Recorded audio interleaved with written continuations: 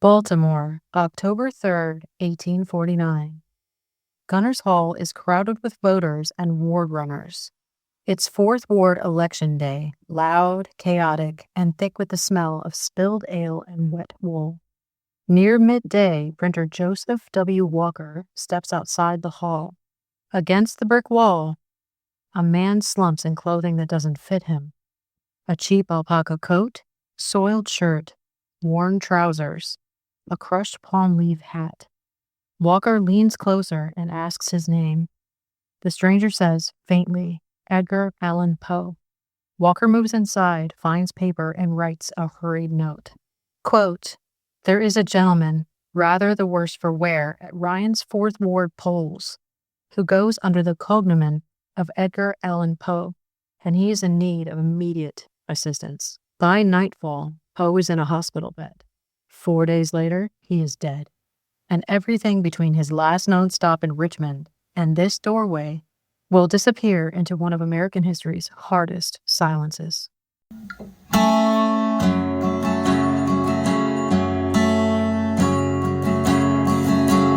Welcome back to the Time and Tales podcast. I'm Lene. I'm CJ. Before we get into the episode, just want to mention that if you want ad-free episodes a full 2 days before anyone else gets a hold of them, we have a Patreon under the same name where you can get all of that and all of the other goodies we're cooking up over there. Bonus episodes, Q&A sessions, swag, video, you name it, we're working it out. Please follow the Time and Tales podcast on YouTube, where we'll eventually put live recording sessions and other stuff. What's the page called? Time and Tales podcast. There's also one for Alan Revere, dark history, and strange lore. How is that different? I share a lot of the dark history and strange lore that I post to TikTok and Instagram there as well. So it's just like a cross-posting thing. Okay. And on that note, my TikTok and IG are both at @EllenRevere_author. You'll probably get to see me on our YouTube and on Patreon. I really don't do social media, but if you really want to see me, it's possible you can see me on YouTube. However, the phrase "great face for radio," Not true. that's me. No. He's got a fantastic face for a face. Okay.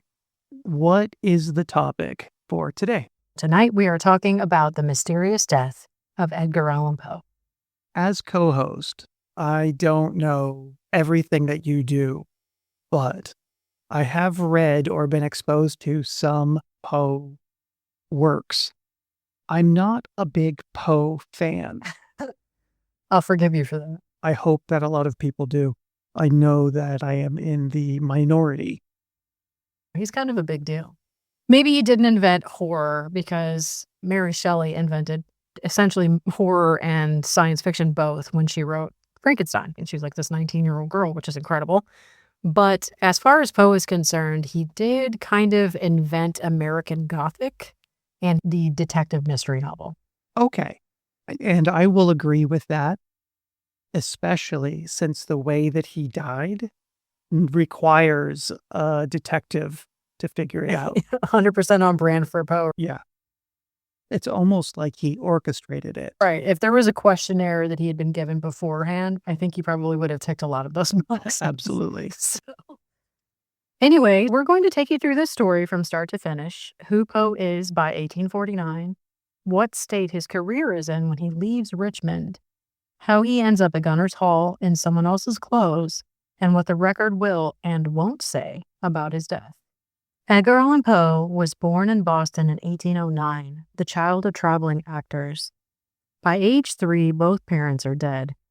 He ends up in Richmond, taken into the household of John and Frances Allan, but never formally adopted. Always somewhere between son and dependent. Money and control become fault lines between him and John Allan that never really heal. By the 1830s and 1840s, Poe is a familiar name in American magazines.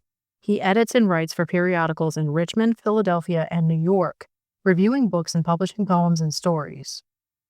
The work that will define him is already out in the world. The Fall of the House of Usher, The Mask of the Red Death, The Telltale Heart, The Murders in the Rue Morgue, and in 1845, The Raven, which gives him a brief flash of celebrity. Behind that output is a fragile life.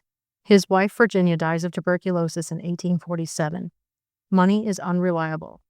He talks about founding his own journal, The Stylus, but the funding never quite materializes. And yet, in the summer of 1849 in Richmond, he looks, to people who see him there, unexpectedly hopeful. Poe gives lectures that draw good crowds, reads The Raven to audiences who still want to hear it, and reconnects with Elmira Royster Shelton, a woman he had courted when they were young. They became informally engaged. He talks about marriage, about returning to New York, about editorial work that sounds more stable than what he's had before. This is Poe in the weeks before his disappearance. 40 years old, with most of his major work already behind him, still precarious, but talking concretely about the future. Within 10 days of leaving Richmond, he will be dead in Baltimore. On September 27, 1849, Poe leaves Richmond. He tells friends his plan: travel to Baltimore, then to Philadelphia for editing work, then on to New York. He has a small trunk with him full of clothes his friends would recognize. He also has a walking stick, a Malacca cane given to him during his visit. A Malacca cane is like a bamboo cane. Okay. Yeah, so it's one of the ones that has like the knobbies, you know what I'm talking about? Like a rattan. Yeah, kind of like a rattan. Very good, yeah. It's Okay. exactly like that. He was carrying it with him, and then many people saw him with it. That's how they made that connection. On September 28th, he arrives in Baltimore, a city where he has family on his father's side and a history of earlier work. This is familiar ground. And then, for the next several days, the paper trail disappears. No letters survive from Poe during this period. No hotel ledger or boarding house record has been verified as his. No contemporary account places him in a specific location. Later, his cousin Nielsen will sum it up bluntly. Where Poe was during those days, quote, cannot be ascertained, end quote. 5 days vanish from an otherwise heavily documented life. The silence breaks on October 3rd. Baltimore's election day is loud and rough. Taverns serve as polling places. Can you imagine that? I'm going to go get a beer and vote. Parties provide alcohol as both incentive and pressure. Ward operatives use intimidation and, at times, outright violence. Reports from the 1840s single out the Fourth Ward more than once for disorder and fraud. So really quickly, if you want a visual for this, imagine the scene in Gangs of New York when the gangs are going around grabbing guys and redressing them and making them vote over and over again. And if they refuse to do it, they just beat the crap out of them. This is basically what we're talking about here. It's about the same time frame, too. About 15 years difference, I think. Anyway, Gunners Hall, also called Ryan's Fourth Ward Polls, is one of those sites. This is where Joseph W. Walker steps outside and sees a man slumped against the building. Walker notices the clothing first: cheap, dirty, badly fitting. They didn't have washing machines. The clothes must be pretty egregiously filthy and strange looking for him to notice them first. It's just my opinion. I could be wrong. He writes the note that survives, the one asking for help for, quote, a gentleman rather worse for wear, end quote, who is using Poe's name, and sends it to Dr. Joseph Evans Snodgrass. I think it's coincidental that this guy Walker works in the publishing industry. How do you not know Edgar Allan Poe at that time? He may not have been a superstar, but if he's giving readings and people are showing up, then he probably at least saw the guy's work somewhere. But they didn't have cameras. They didn't have social media. They didn't have websites. They didn't have like People magazine following people around. So maybe he wasn't as familiar with what Poe looked like, but he certainly would know his name. When he gave the note to the cops or trying to get help, he said, a man claiming the name of Poe. I think he was just trying to do his due diligence there and not necessarily take this person's word for it, because maybe he had never seen a picture of him before. Yeah, to support what you were saying, he's prevaricating or saying, well, this is what the guy said. I don't know. I can't verify. And also, he noticed the clothes first. So they must have been gross. They must have been dirty. They must have been ill-fitting. And this person is saying that he's Edgar Allan Poe, this famous writer, but he looks hammer drunk He's unresponsive and barely speaking. He looks gross and he smells like puke or whatever. You know what I mean? Maybe he just thinks that this guy is a vagrant and maybe he is not sure. So he is leaving it to the authorities to make that call. Snodgrass knew the guy. Snodgrass is a physician and editor, another person in the publishing industry, who has known Poe for years. When he receives the note, he rushes to Gunner's Hall with Henry Herring, Poe's uncle by marriage. Both men later say that they do not recognize Poe immediately. His face is unwashed, his hair is disordered, and the clothes he is wearing do not match the neat, carefully chosen clothing they associate with him. We imagine him in the black coat and the button-up shirt with a scarf. That's how he dressed pretty much every day of his life. I'm surprised to hear that. It seems more like PR and marketing. No, that really is what he looked like. Okay. They have to decide what to do next. Snodgrass leans toward finding a quiet room where Poe can rest. Herring insists that he needs a hospital. They end up calling a carriage and taking him to Washington College Hospital. From that moment, Poe's last days come under the control of a different set of witnesses. This could be much worse than just being drunk. We don't know what was going on. If he stayed in the hospital, it certainly was worse than just being trashed. Yeah, he was definitely in trouble. There's no doubt about it. And he didn't recognize him right away. And I don't think that's just because he was wearing some weird clothes that smelled bad and looked bad and etc. I think that his face was swollen. He looked like he'd been beaten up. That's why I think that they had trouble recognizing him right off the bat. And if he's not really talking, how are they going to know for sure, right? Okay, so is this teaching hospital a big place? Washington College Hospital is a small teaching facility serving poorer neighborhoods. It has limited beds and uneven record keeping. Almost everything we know about Poe's time there comes from one man, Dr. John Joseph Moran, or Moran, one of the two.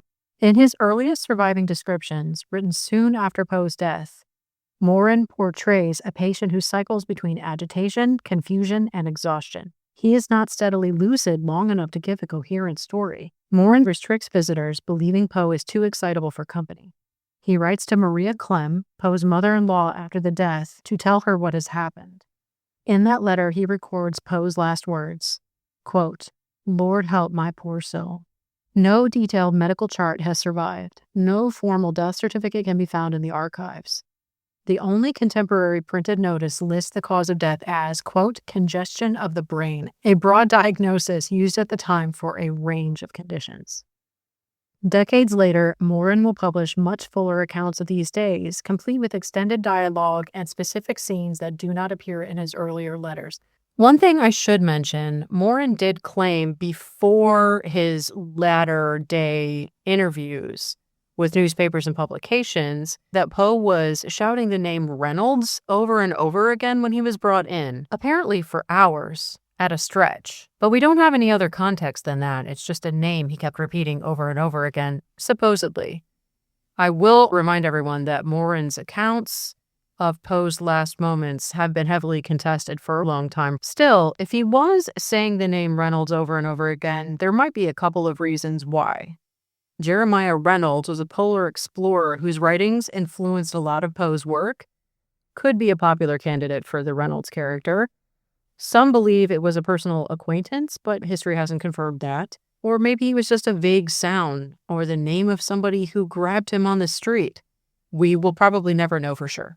Without those missing records and a death certificate, and Moran is not exactly a reliable source. The inconsistencies between the early and late versions have made historians cautious. Poe was famous enough that people wanted to know how he actually died. Yeah, and his death took So him from middling celebrity to superstar status. I'm going to take everything he said before he started going on the talk show circuit to the closest thing we're going to get to an actual record. I think what might have happened here is that there was still some question about who this person was when he hit the table. Moran was like, oh, it's just some drunk. You know what I mean? And it wasn't until Poe's contemporaries, his uncle and his friend, showed up and said, hey, this is Edgar Allan Poe, that Moran started paying attention. But I don't think he was recording much up to that point. And I could be slandering the guy, who knows? This is 160 years or something like that gone now. I don't think Warren was overly concerned with a guy he didn't know was famous until he did. That's my opinion. What seems reasonably clear is narrow. Poe was in Washington College Hospital from October 3rd until the early morning of October 7th. He is intermittently conscious, confused, and physically declining. At no point does he leave behind a full explanation of how he came to be in that state.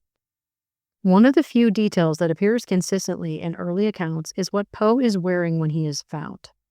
Friends and relatives remember him as a If I understand this correctly, they found this guy outside of a tavern. They took him to the hospital and said, "Hey, we think this guy is Poe." Some people show up that are lucid and say, this is Edgar. But they don't know anything about him. They say that it's not his clothes, but does have his cane. It was unique enough to help identify him. What was he wearing other than that? Friends and relatives remember him as being really particular about his clothing when he could afford it. Even at low points, he generally tried to maintain a certain standard of dress. The cheap alpaca coat, worn trousers, and soiled shirt described at Gunner's Hall doesn't fit that pattern. No one can point to a time when Poe owned or wore an outfit like that. He looks like he's slumming it, and that's completely out of character for him. It's just not something he would do. So we're going to get into some more theories about what happened to him and why some people think that he was inebriated. But even during a bender, he would not be dressed like this. His other belongings are also difficult to track. The cane, as you mentioned, he carried in Richmond is firmly documented before the trip and in family memory afterward, but its path through Baltimore is a little bit unclear. Some later counts claim it reaches the hospital. Others suggest it disappears earlier, like it was found with him when he was leaning against the wall and then it just kind of vanished transit to the hospital. The trunk he was traveling with is handled later by different relatives and by the editor who oversees much of Poe's posthumous publication. But the timeline there mostly matters for his manuscripts, not for the specifics of his last days, like his shaving kit, his draws. You know what I mean? Those things are not accounted for. Poe leaves Richmond with clothing and property that are familiar to his friends, and he is found in Baltimore wearing another man's clothes and carrying no obvious trace of his own. Okay, so he gets on the train and shows up in Baltimore. Actually, we don't even know. He had to get on the train and get to Baltimore somehow. He's in Richmond, and then he's in Baltimore. There aren't a lot of records about where he was or how he got there. We're going to get into it, but there's a lot here. It's a very complicated story. Alcohol is one of the first explanations people reach for when they talk about Poe's death, and it has to be handled carefully. People who knew Poe at different periods in his life describe him as someone who reacted strongly to alcohol. Small amounts could affect him more than they did other men. There are documented periods where he appears to remain sober for long stretches, and there are documented instances where drinking coincides with public and professional trouble. Joseph Snodgrass, one of the men who sees Poe at Gunner's Hall, becomes a vocal temperance advocate in the years after Poe's death. In that role, he uses Poe's final days as an example of alcohol's destructive power. His lectures and essays emphasize drunkenness and moral decline, framing the death as a cautionary tale. The problem is that his version has yet to push aside or downplay parts of the surviving record. Joseph Walker's note makes no mention of alcohol, meaning he doesn't smell like booze. And if some guy's leaning against the wall and he's all disheveled and wearing some really gross clothes, you would expect to smell booze on him, and he didn't get a whiff of booze from him at all. Morin's earliest accounts give shifting information about whether Poe smells of liquor or not. I mean, surprise, surprise with Morin, right? I don't trust anything that guy had to say. That's my personal opinion. Alcohol almost certainly plays some part in Poe's vulnerability, but by itself it cannot explain the changed clothing, the missing days, or why he collapses at a Fourth Ward polling place rather than in a lodging house or on a street corner. It functions better as one factor within a broader context than as a complete answer on its own. The theory that has persisted longest is the one rooted directly in Baltimore's political practices. Cooping involves gangs grabbing people off the street. We're talking about that Gangs of New York nod to the Dead Rabbits. Often those who are poor, intoxicated, or simply alone, and forcing them to vote multiple times under different identities. Victims might be beaten, threatened, or forced to drink. Between trips to the polls, their clothing could be changed to disguise them. When they are no longer useful, they are dumped back on the street, sometimes in serious physical distress. Contemporary newspapers and later testimony describe this practice in Baltimore in the mid-19th century, and the Fourth Ward appears in those accounts. Election days at tavern-based polling places like Gunners Hall provide exactly the sort of environment in which cooping thrives. So what do we know about Poe's discovery that is consistent with this pattern? Number 1, he is found at a polling place on Election Day. Number 2, he is disoriented and physically weak. Number 3, he is wearing clothing that does not match his known wardrobe. There is no surviving statement from a member of a gang admitting that Poe was cooped. There is no police report naming him as a victim. Well, why would they? If they're like, oh, you're a coop guy. Yeah. No, not me. Oh, you mean that weird guy that calls himself Night Pain? Yeah, we grabbed him. Oh, no. Oh, well, I wasn't supposed to say that. I'm so sorry. You're not going to go and admit to a crime and get taken to jail. Why would they do that? If they did coop him, and I think they did, they probably took him from the train station. There's a lot of people coming off trains. There's a lot of traffic. People going one way, people coming another way. There's people from all walks of life. Some people say he must have been kidnapped from his hotel. It would have to be from the hotel or somewhere else. It's not going to be a public place like the train station. And they're not going to just go and be like, okay, that dude over there with the cane, let's go get him. How about this?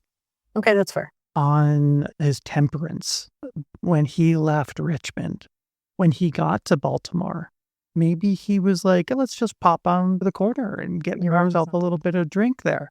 And then those guys are already there. They're already hanging out. And they're like, oh, this is kind of useful. Let's go get the guy. That makes sense to me. Maybe he went to Gunners Hall. It was a big bar. So maybe he was just on a stroll with his cane, and they found him and grabbed him. Snodgrass and his family members said that he reacted poorly to alcohol. The theory rests on matching what we know about local election fraud to what we know about his condition and location. Cooping can't tell us precisely what happened inside those missing days. It does, however, offer a plausible route from a vulnerable traveler arriving in Baltimore to a man collapsing outside of a Fourth Ward polling station in another man's clothes. And to your point, little column A, little column B, one of these does not have to be the only theory. I agree. I absolutely agree. A couple things could have been stirring the pot here for sure. Well over a century after Poe's death, physicians looking back at the case began offering modern diagnoses. One of the most discussed is rabies. In the 1990s, a cardiologist analyzes descriptions of Poe's behavior during his final days and suggests that his symptoms might fit a rabies profile: fluctuating lucidity, periods of agitation, and what he interprets as a refusal to drink water. The idea catches attention because it comes from a medical journal, not a literary biography. But when historians go back to Dr. Morin's earlier accounts, the evidence is thinner than it first appears. Some of the key details the rabies diagnosis relies on, especially persistent hydrophobia, are not clearly documented. At least one letter notes that Poe takes water without difficulty. That is a key giveaway. Right. If Poe is actually drinking, he does not have rabies. Can you even speak when you have acute rabies? You can be very excitable. It doesn't seem like any of the other surface level symptoms are what rabies would be. I'm not saying that he was speaking a whole lot or that he had a bunch of phrases, but he did manage to say a few things. If he's drinking water and trying to talk, then I don't know that he had rabies. When would it have happened to him on the train? Did he get bit in an alley or something like that? I don't see it being likely, in my opinion. Okay. I agree. We don't have enough information. Right. I will say that if he is drinking water, he does not have rabies. Fair enough. Other proposed diagnoses: diabetic crisis, brain tumor, encephalitis, a slow bleed from a head injury, carbon monoxide exposure, all run into the same problem. The detailed records that would be needed to test them don't exist. There is no autopsy report. There is no complete chart tracking his symptoms day by day. Modern medicine can suggest possibilities. It cannot, at this distance and with this little data, supply certainty. What remains medically solid is limited. Poe is delirious. He declines over several days. And the vague diagnosis of congestion of the brain could encompass several different conditions. And I want to briefly mention that I have heard theories that Poe was diabetic. I have yet to see any factual data to prove that. I have heard talk and conjecture and people saying that he sought treatment as a child for diabetes and all these things, but I have never actually seen the records myself. Did they know about insulin at that time? I don't think so. I think insulin came in the 20th century or at the end of the 19th. And this is still mid-19th century. Let me Google it. Yeah, insulin was not invented until 1921. He was always kind of a sickly boy. He always had health problems. He was never what I would call hale and hearty. Because when he was a child, he was constantly seeking medical attention. So was there some underlying condition there? Likely, yeah. But was it diabetes? I don't know the answer to that question. TBC on it. Poe would end up passing away in the early hours of Sunday, October 7th, 1849. So let's do a quick theory rundown since we've talked about a few of them. It's worth pulling the main theories into one place and asking what each one actually explains and what it doesn't. Alcohol is the simplest on the surface. People who knew Poe describe him as unusually sensitive to drink. If he was drinking during those missing days, it could have left him disoriented, made him an easy target, and worsened whatever crisis followed. But alcohol alone doesn't explain the change of clothing, the missing belongings, or why he collapses specifically at a Fourth Ward polling place. So could he have been drunk? Sure. And I think he probably was. Let's throw out hypotheticals and coincidence. We do know that he showed up in Baltimore. We don't know where he went after that. Once he gets to Baltimore, that's where the trail goes cold. His things end up somewhere, and they're found by someone. And then he is found in a place that isn't where his things are found.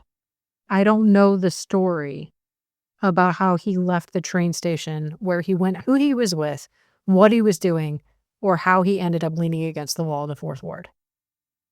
Why was he going to Baltimore to begin with? He was visiting friends and family, and specifically going to pick up Maria Clem. She was going to return with him for his planned wedding to his childhood sweetheart, Elmira Shelton. He had already asked Elmira Shelton to marry him. She said yes, so he went to get Auntie Clem to come and be a part of his ceremony. And then he gets off the train, and nobody knows what happens to him from there. Okay. Historians make a lot of chatter about whether or not Poe was an alcoholic. And I am not going to diagnose him because I don't have the credentials to do so.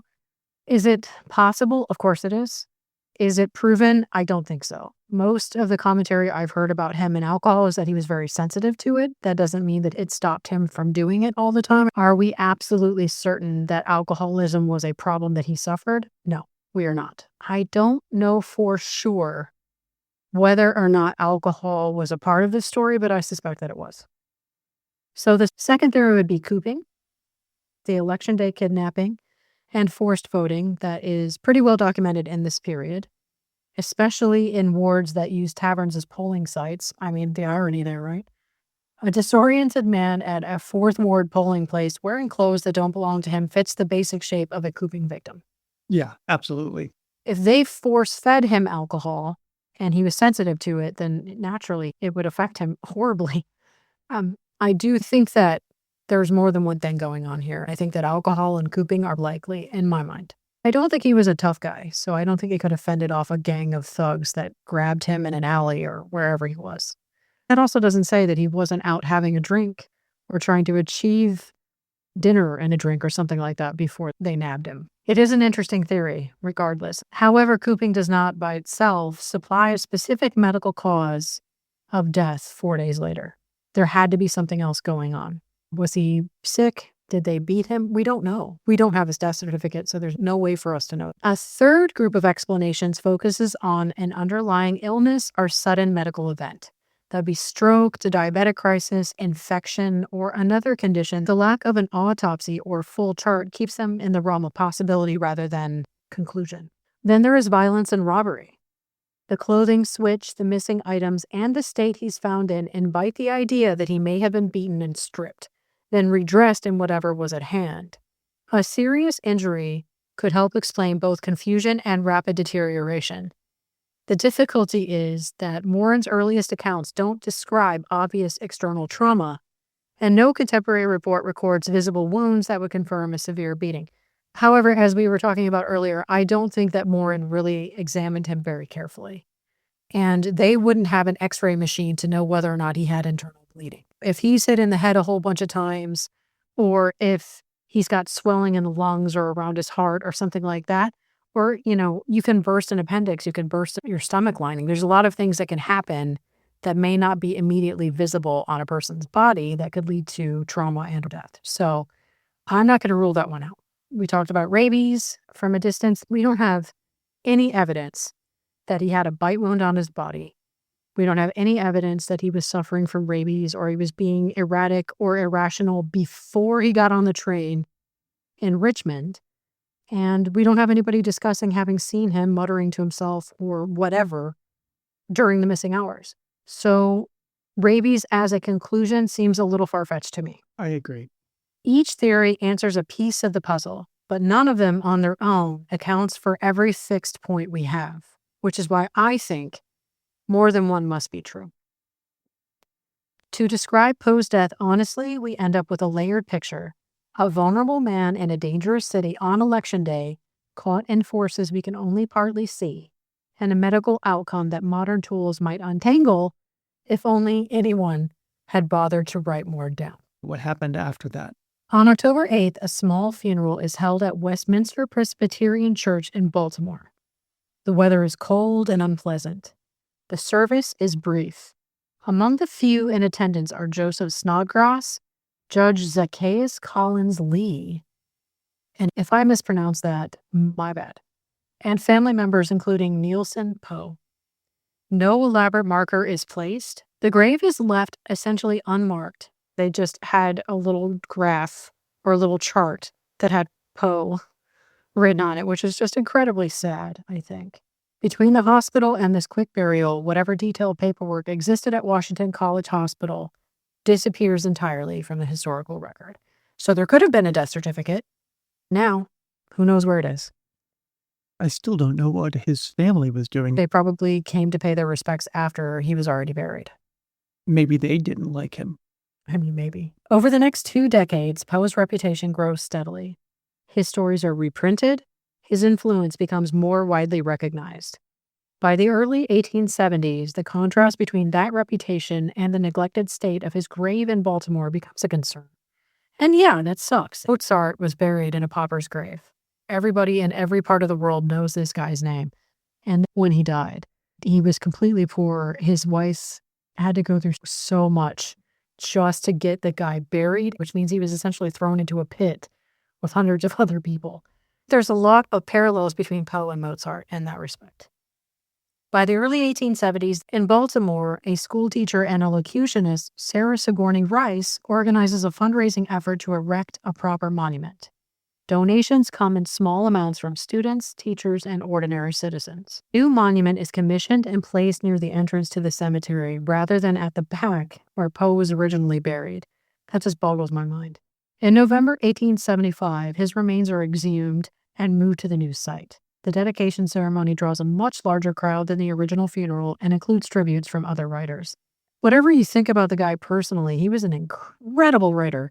I'm a writer because of Edgar Allan Poe, frankly, and he created some of the most beloved and fantastic American tales, period, hands down. I'm glad that he got a new grave. Even if it's 25 years past the time he died. Better late than never, I guess. Later, Virginia Poe's remains, that's his wife, who passed away of tuberculosis, are brought in from New York to be interred beside him. Maria Clem's grave is associated with the same plot, so they buried his aunt there as well. The physical space of the graveyard now reflects a recognition that had been gradually building in print. The reburial does not resolve the questions around Poe's death. It does, however, show how far public memory has shifted in the decades since that 3-minute service in 1849. Only one family member was there, and he was a distant relation. It's ironic, as a writer, how much you bond with people that feel something from the stories that you write versus people who've known you your entire life. I feel closer to some of the people who read my books than I do to the people in my own family. I wonder if that's par for the course for a lot of authors. Anyway, for a writer who helped invent the detective story, this is a remarkably unresolved ending. That is something that I will say with my whole chest. Edgar Allan Poe's final week leaves us with a broken circle. We know who he is when he steps onto the steamer in Richmond, a working writer and experienced editor, the author of stories and poems that have already changed the literary landscape, a man trying once more to stabilize a life that has been anything but stable. Yeah, he was already trying to get his stuff together. He had found a new wife. His career hadn't petered out. It seemed like he had a good trajectory. He was on the up and up, finally. He's 40 years old. He's finally making a name for himself. These stories that he wrote a long time ago are taking off, and people are really paying attention to him. So not only did Poe create the detective story and the mystery and really give American fiction a foothold among the literary giants of that time period, he did it posthumously. I wonder what he would have created had he lived, what stories he would have written for us, and where his life would have gone if he remained alive during that period. What would he have started writing if he never went to Baltimore that week? That, more than anything else, may be why this story has held on. It's not a puzzle with a clever solution hidden in a detail we've missed. It is something simpler and harder.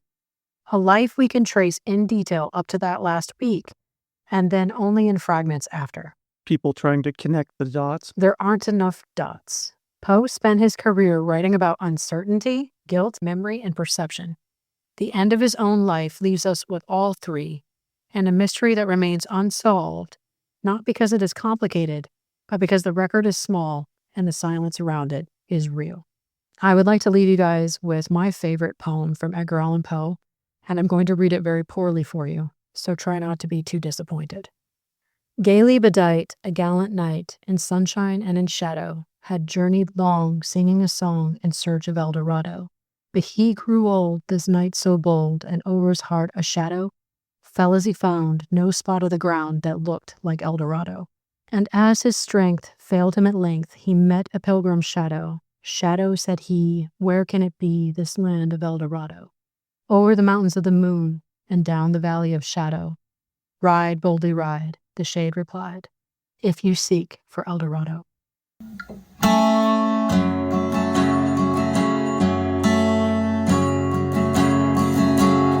If you liked this episode, please follow the show, leave a review, and share it with someone who loves dark history. Sources and further reading are in the show notes. See you next time. Okay, see you next time. Bye, guys. Bye. Bye, guys. Bye.